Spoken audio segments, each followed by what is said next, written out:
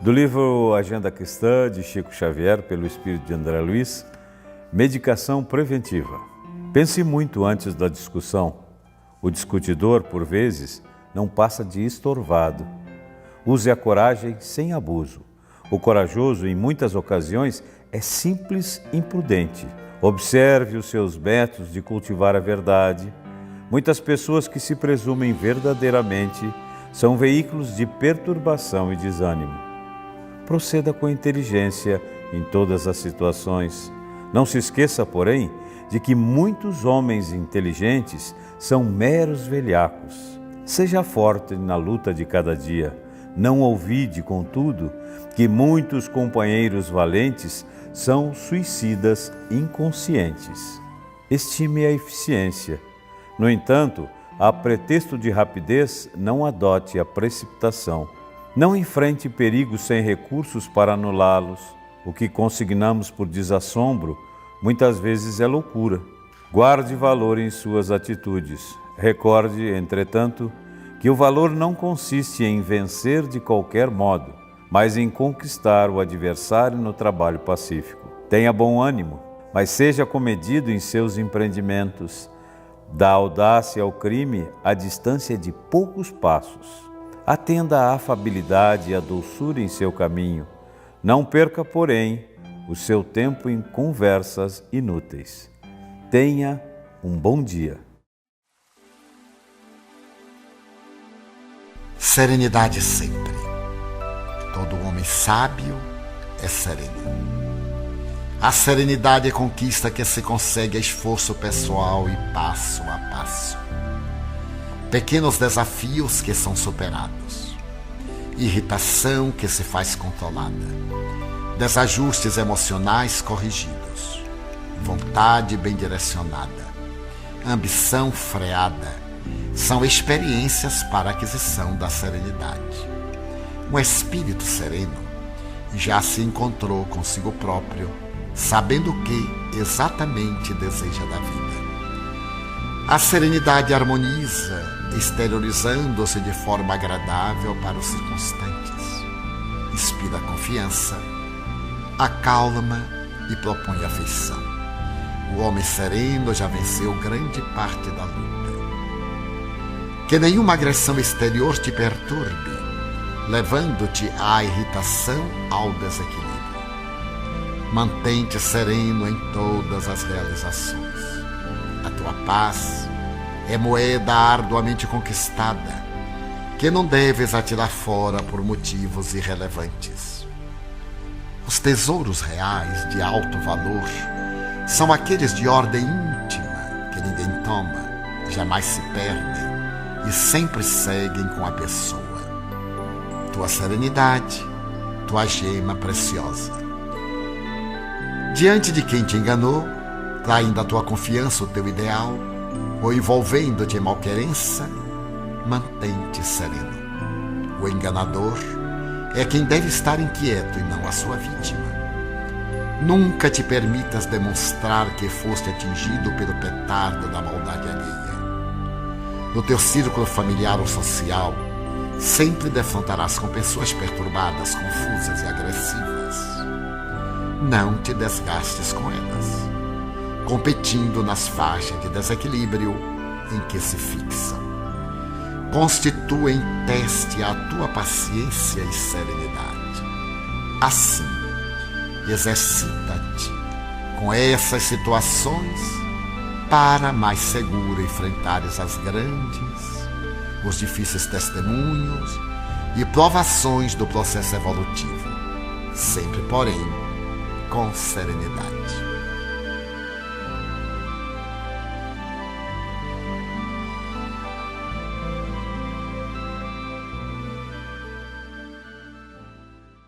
Olá, amigos da TEB TV. Estamos iniciando mais um programa da série Estudo do Evangelho à Luz do Espiritismo. Estamos dedicando uma série de programas aos estudos das parábolas de Jesus contida no Evangelho segundo o Espiritismo. E hoje vamos explorar a parábola da figueira que secou.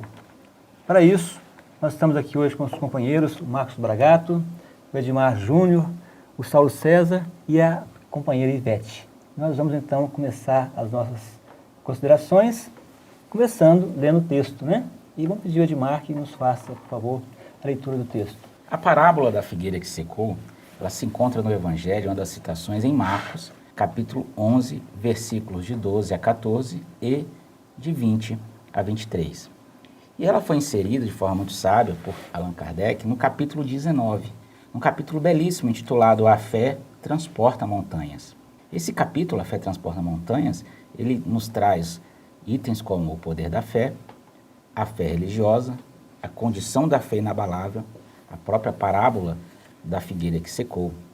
E como todos nós sabemos, a grande maioria dos capítulos do Evangelho segundo o Espiritismo ele é estruturado. Kardec pega um ou mais trechos do Evangelho, tece comentários, depois, através desses diversos itens que são julgados importantes, depois conta com o auxílio dos Espíritos, onde tem a instrução dos Espíritos, onde os Espíritos se manifestam por meio dessas mensagens, nos auxiliando a entender a essência do capítulo. E o item que nós vamos trabalhar é o item 8, que se intitula Parábola da Figueira que Secou. Vamos ao texto. Quando saíam de Betânia, ele teve fome, e vendo ao longe uma figueira, para ela encaminhou-se, a ver se acharia alguma coisa. Tendo-se, porém, aproximado, só achou folhas, visto não ser tempo de figos. Então disse Jesus à figueira, que ninguém coma de ti fruto algum, o que seus discípulos ouviram.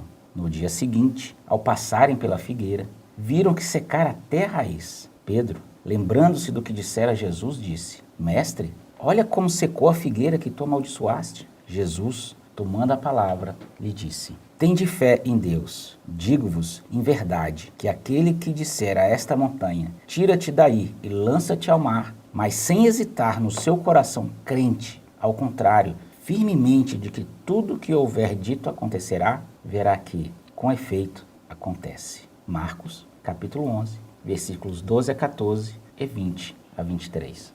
Essa parábola, ela é fantástica, né? Ela tem um texto muito profundo, muito bonita, e ela tem, assim, uma diversidade de caminhos que a gente pode seguir para poder interpretá-la. Então, talvez o nosso desafio maior aqui vai ser escolher esse caminho, né, Saulo? Então, nós vamos ver que Jesus usou aqui uma figueira, uma árvore, a natureza, né? Para poder dar a sua lição naquele dia para aqueles que estavam junto com ele. O que podemos ver sobre isso aí, Saulo? Você tem alguma... A figueira era o símbolo de uma coletividade, né? O povo de Israel, ele é muitas vezes, como a gente estava comentando, representado como sendo essa figueira.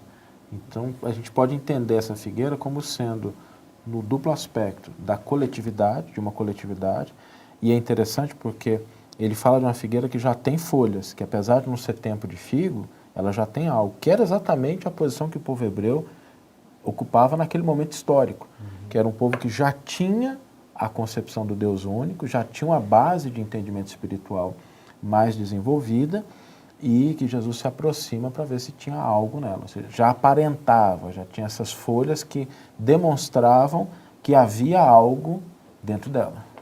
Chamou atenção pela aparência, né? Chamou atenção pelas folhas, né? As folhas que ele olhou de longe e viu aquela árvore, né, já com as folhas. Aqui fala que quando saíram de Betânia, ele teve fome. Bom, ele tinha saído de Betânia. Betânia não é tão longe, né? 3 quilômetros. Ele já deveria ter se alimentado, feito um baita um café da manhã. Que fome será que ele está se referindo aqui? Será que é a fome de comer alguma coisa, uma fome física, uma fome fisiológica? Que fome é essa? Acho que tudo no Evangelho é simbólico, né? Tem esse duplo sentido, né? Não, esse simbolismo é muito forte, né? Voltando um pouco na questão da figueira, lá em Deuteronômio, no Antigo Testamento, o figo é considerado um fruto sagrado para os judeus, né? É um dos 7 frutos que crescem na terra prometida. Então, como o Saulo colocou, né, Jesus, quando vai se reportar a essa coletividade, ele tem esse cuidado, né, dos mínimos detalhes, de voltar, né, lá no Antigo, para que todos entendessem, né? Agora, nessa concepção de que a figueira tanto pode representar o povo como também as pessoas, né? Então, essa fome, né, quando Jesus busca a figueira, então, nesse simbolismo, né, ele vem, na verdade, em busca de algo que ele já vislumbrava naquela figueira, né? Então, é preciso fazer essa transposição, né, não se ater tanto à figueira, mas aí nós nos colocarmos realmente no lugar da figueira. Eu acho que essa fome, ela representa uma necessidade, né? Então, Jesus estava passando, teve ali uma necessidade e aquela figueira não era época de figos, né? Mas ela se destacava, ela estava cheia de folhas.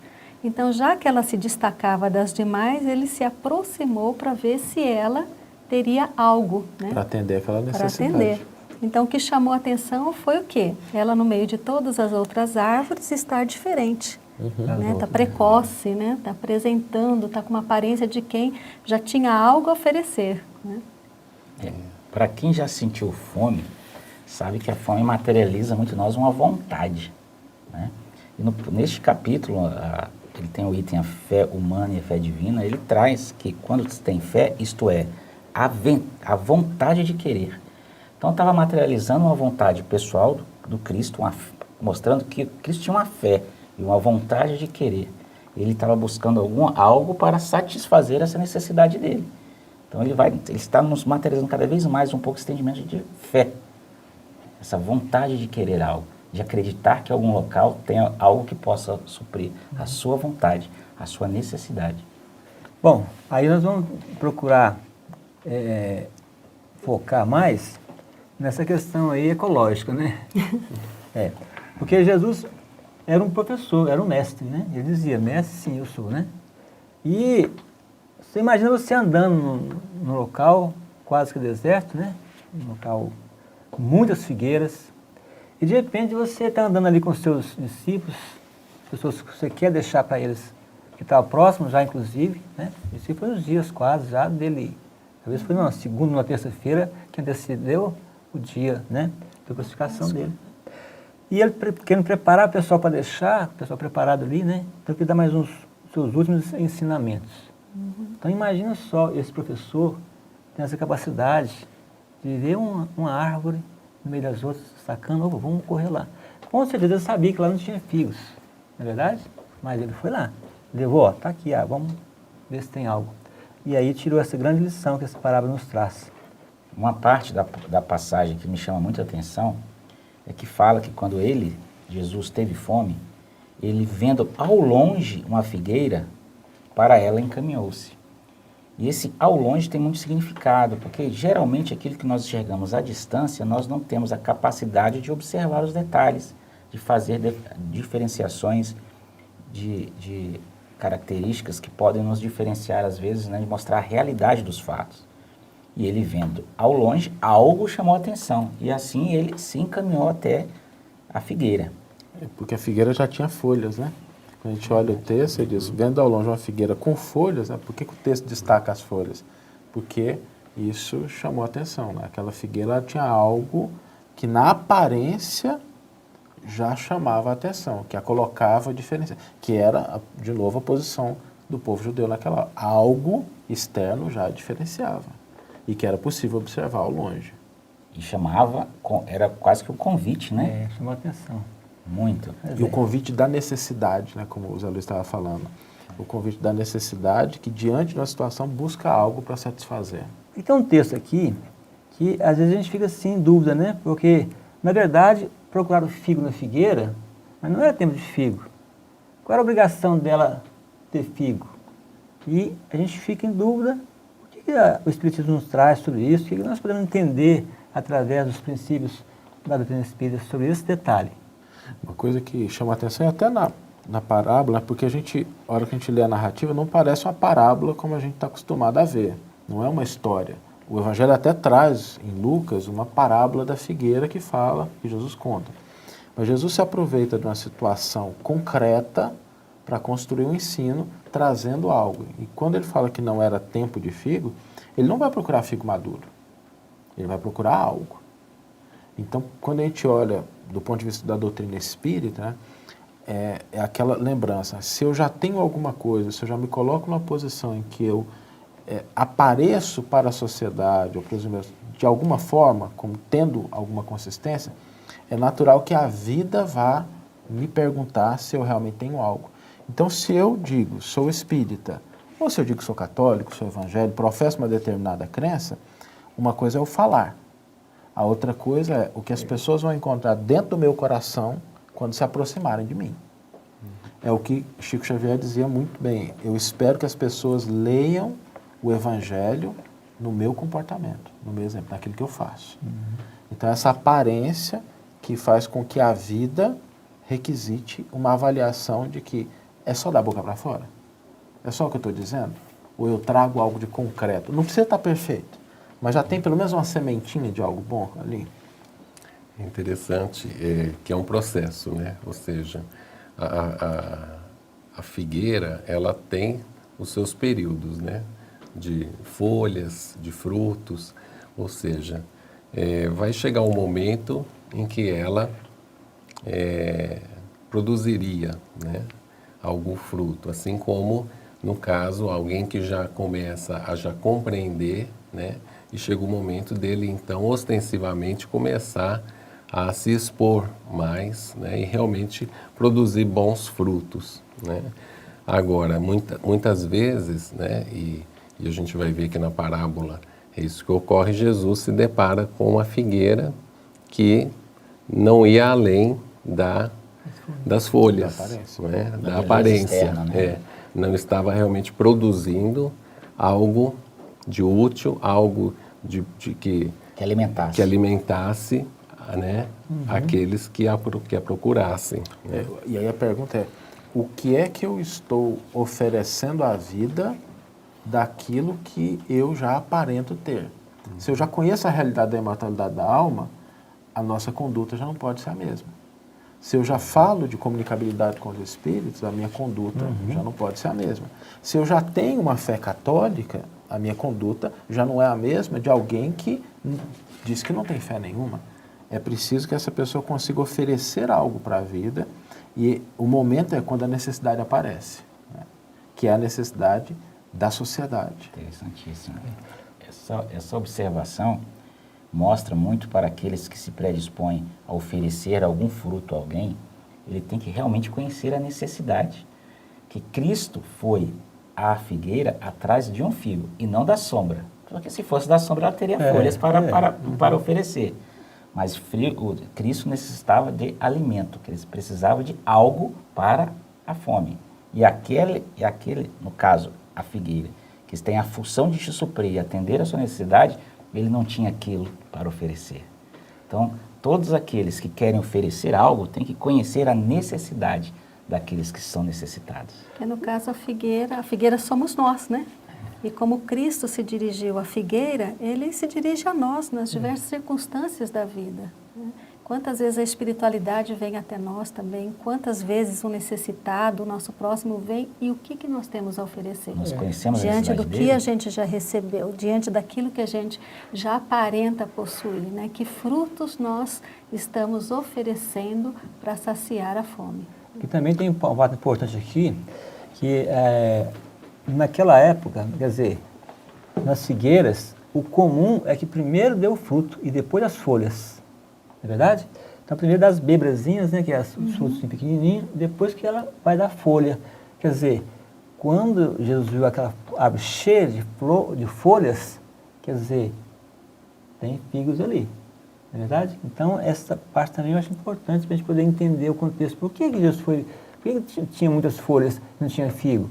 É porque era comum. E se tivesse folha, ele tinha figo.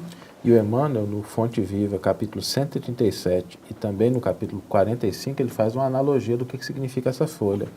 No primeiro ele diz o seguinte: não só pelas palavras, que podem simbolizar folhas brilhantes sobre o tronco estéril.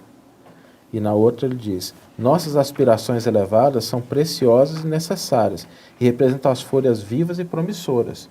Ou seja, essa folha deve ser algo que aponte ou para aquilo que nós de fato queremos, que estamos trabalhando para possuir, ou sinalização de que nós temos algo para oferecer. É interessante que a floração da figueira é interna, né? Ela não é uma floração. Por isso que ele precisava se aproximar, porque Ele somente vendo as folhas ao longe, ele não sabia, assim, não saberia, observando de longe, se haveria realmente ali algo sendo produzido, né? E aí, o próprio Emmanuel, no livro Fonte Viva, tem a mensagem pelos frutos. E ele fala: árvore alguma será conhecida ou amada pelas aparências exteriores, mas sim pelos frutos, pela utilidade e pela produção. E assim também o nosso espírito em plena jornada. Ninguém que se consagre realmente à verdade dará testemunho de nós pelo que parecemos, pela superficialidade da nossa vida, pela epiderme das nossas atitudes ou expressões individuais percebidas ou apreciadas de passagem, mas sim pela substância da nossa colaboração no progresso comum, pela importância do nosso concurso no bem geral. E a doutrina espírita nos mostra, quando ela revela a realidade do plano espiritual, que quando nós retornarmos para lá, o que vai representar o que nós temos dentro da gente. Porque aqui a gente pode envergar a aparência, aqui a gente pode parecer, simplesmente porque o contexto facilita isso. Eu sou educado porque todo mundo é educado, eu tenho fé porque as coisas estão boas, aí quando a fé some, quando as coisas começam a complicar, a fé desaparece. Então, às vezes, a gente tem essa aparência de bondade porque as condições são favoráveis. Mas a verdadeira essência é quando ela se defronta com a adversidade, com o problema. E aí que a gente vê se nós temos ou não esses valores que o Cristo espera de nós. E a mediunidade? Onde que entra nessa questão aí, né? Kardec fala, né, que os médiuns que têm essa missão, que não cumprem, é essa figueira, né? É a figueira que tem aparência, mas e não. Emmanuel também fala sobre a mediunidade, né? Eu separei um trecho aqui do Livro da Esperança, onde Emmanuel diz que a figueira que secou é o símbolo dos que apenas aparentam propensão para o bem, mas que em realidade nada de bom produzem, e depois ele comenta, né? Os médiuns são intérpretes dos espíritos, representam para eles os órgãos materiais que lhes transmitem as instruções, daí serem dotados de faculdades para esse efeito. Então ele diz aqui, né? Se porém desviam do objetivo providencial a preciosa faculdade que lhes foi concedida, se a empregam em coisas fúteis ou prejudiciais, se a colocam em serviço dos interesses mundanos, se ao invés de frutos sazonados dão maus frutos, se recusam a utilizá-la em benefício dos outros, ou se nenhum proveito tiram dela, no sentido de se aperfeiçoarem, são comparáveis à figueira estéril. É a conclusão de Emmanuel. Kardec fala isso, quando ele faz o comentário, ele diz objetivamente: a figueira seca é o símbolo das pessoas que apenas aparentam o bem, mas na realidade nada produzem de bom. É também o símbolo de todas as pessoas que podem ser úteis e não o são. Está na folhagem. já tem as folhas, né? Falta no fruto. Aparenta está faltando. Quer dizer, aqui fala também mais à frente que Jesus tomando a paz. Você vai falar, Edmar? Não, pode. Não, pode falar. Não, na verdade, continuando dentro dessa mesmo item, ele fala sobre a característica dos médiuns, né, sobre o aspecto que chama muita atenção da figueira, e ele mostra, falando que os médiuns são árvores que são espalhadas para todos os cantos, em todas as classes, em todos os locais, para que possam dar frutos. E esses frutos possam ser verdadeiros convites, né, a todos que possam conhecer o caminho, a verdade e a vida, né? E ele fala que quando esses médiuns, eles por algum motivo começarem a produzir maus frutos, porque chega um ponto que ele é só belo, mas começa a produzir maus frutos, ele não será mais útil e Deus lhe retirará um dom que se tornou inútil neles, a semente que não sabem fazer que frutifique, e consentirá que se tornem presas dos maus espíritos. Na continuidade da passagem nós vamos ver o que Jesus falou para a figueira que não estava produzindo, né, os frutos adequados.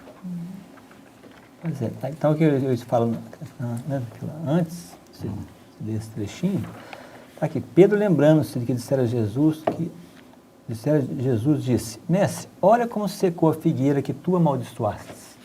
Essa frase também é uma frase que cabe à interpretação, né, Saulo? Porque a gente pode esperar de Jesus amaldiçoando alguma coisa. Que ninguém coma de ti, fruto algum, ele afirmou. Pois é, então, talvez seja o quê? Uma questão de tradução, interpretação? De fato, aqui a palavra que está por trás do texto é aiona, que significa era. Quando Jesus diz, ninguém nunca mais cuida como de ti, na verdade ele está dizendo assim, durante essa era, durante esse ciclo, essa figueira já não vai mais ser chamada a produzir fruto. E o estudo de hoje foi dedicado à parábola da figueira seca ou a parábola da figueira que secou. Tem outros nomes também, né, Saulo? Não podemos confundir com a figueira estéril, que já é uma outra figueira, né? Já é uma outra passagem. Essa sim, né? Seria uma parábola. Mas o tema de hoje é o que está em Marcos capítulo 11, versículo 12 a 14, de 20 a 23. Vamos continuar então, nesse último bloco, fazendo as conclusões do nosso estudo de hoje. Acho que embora essas tenham parábolas e passagens diferentes, elas apontam para o mesmo sentido, né?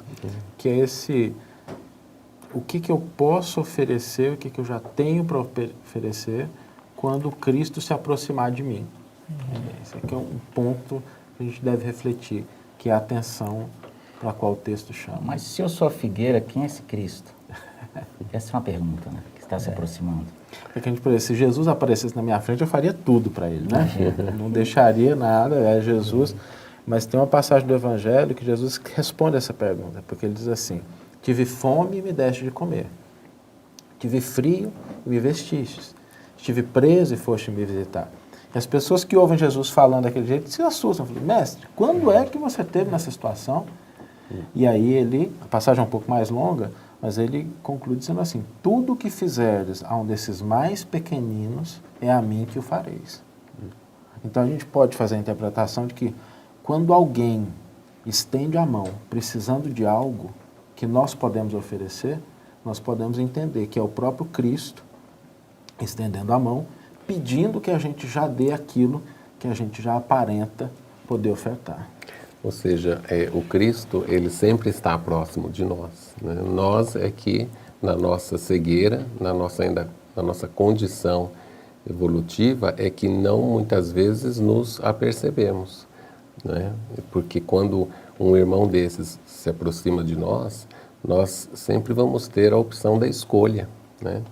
A escolha de retribuirmos, estendermos a mão ou não. Muitas vezes não retribuímos, né? Recolhemos os braços, né?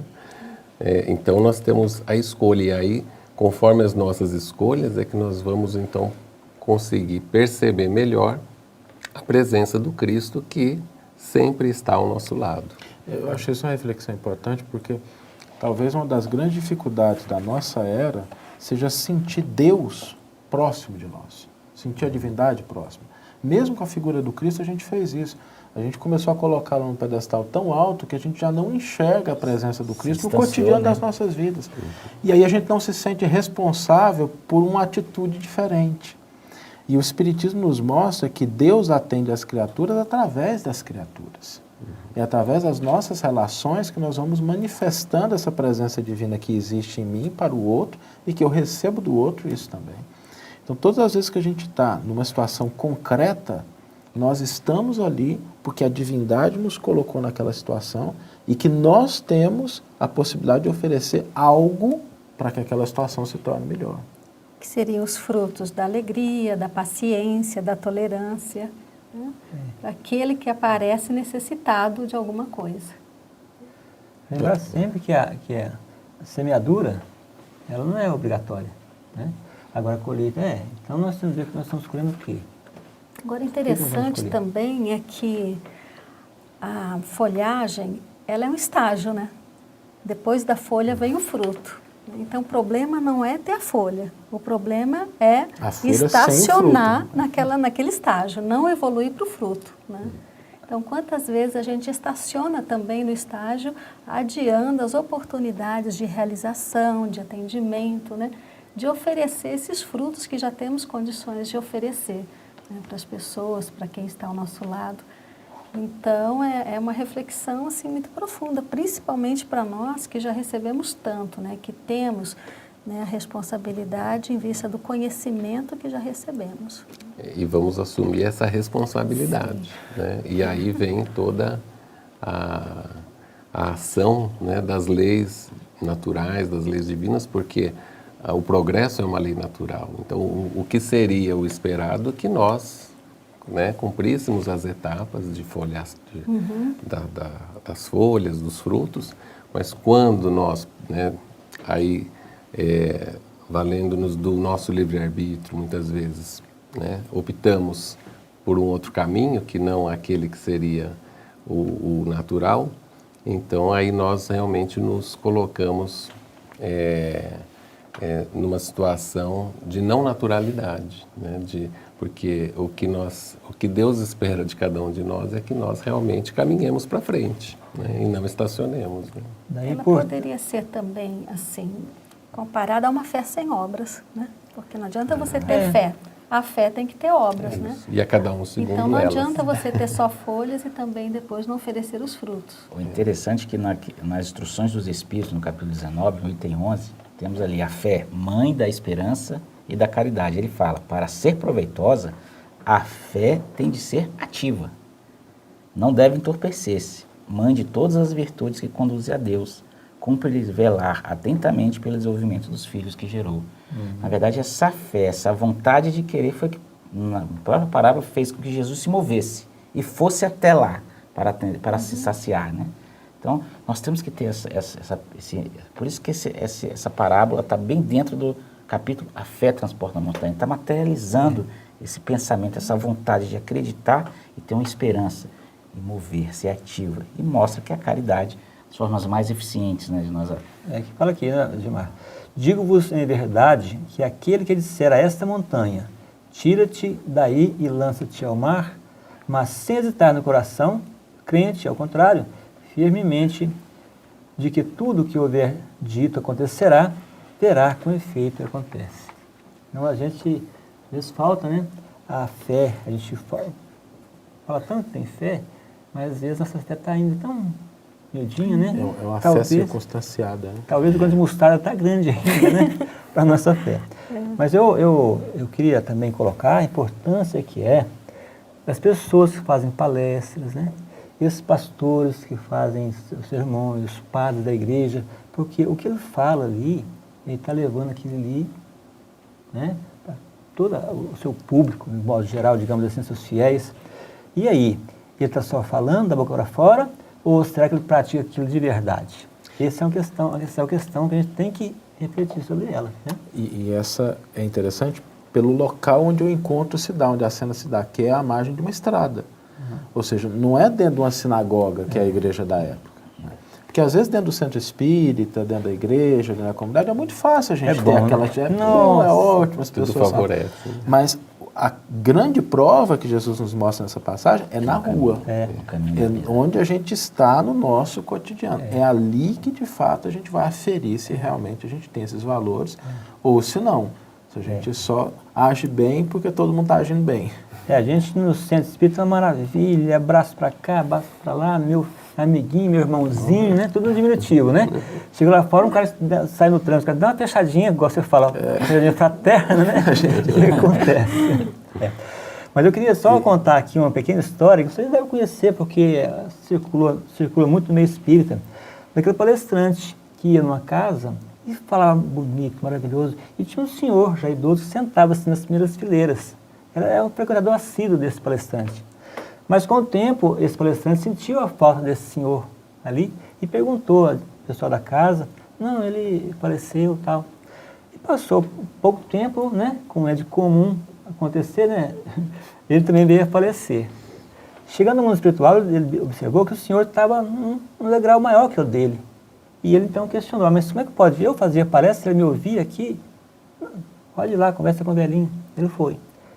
Aí, escuta, me explica isso aí, eu não entendi, que eu fazia palestra, você me ouvia, ou você está aqui num lugar mais alto que eu, mas quando você falava, no outro dia eu saía e ia aplicar. Você falava.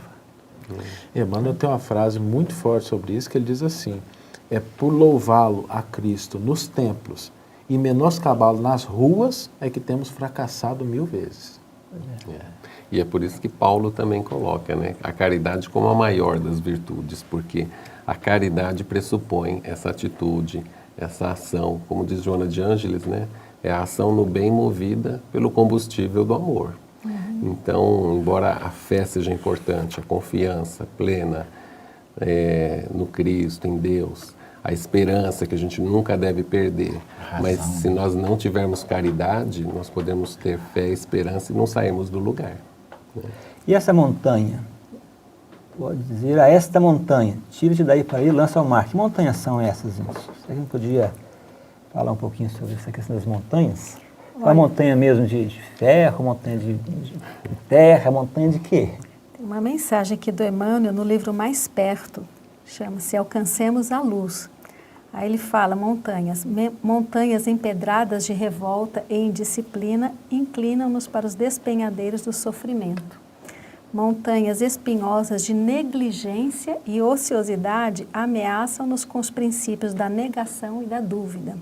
Montanhas de leviandade e insensatez induzem-nos a cair nos desvãos do tempo perdido.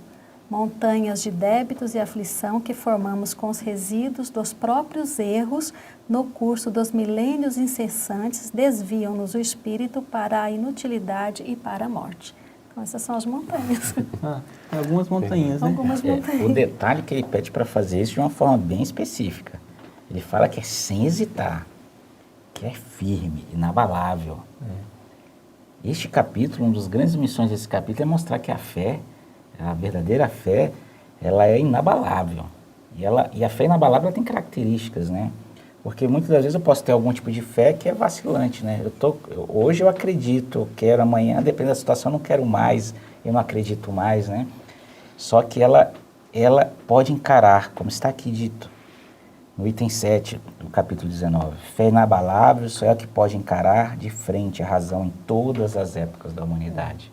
Quando nós conquistarmos essa fé inabalável e tivermos a certeza e a firmeza, crente, com o coração aberto, sem hesitar, podermos fazer tudo.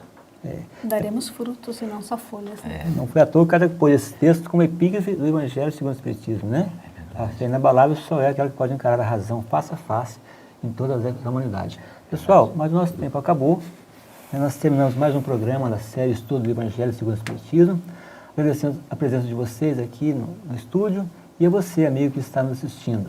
E deixamos o convite para que você possa continuar assistindo os nossos programas.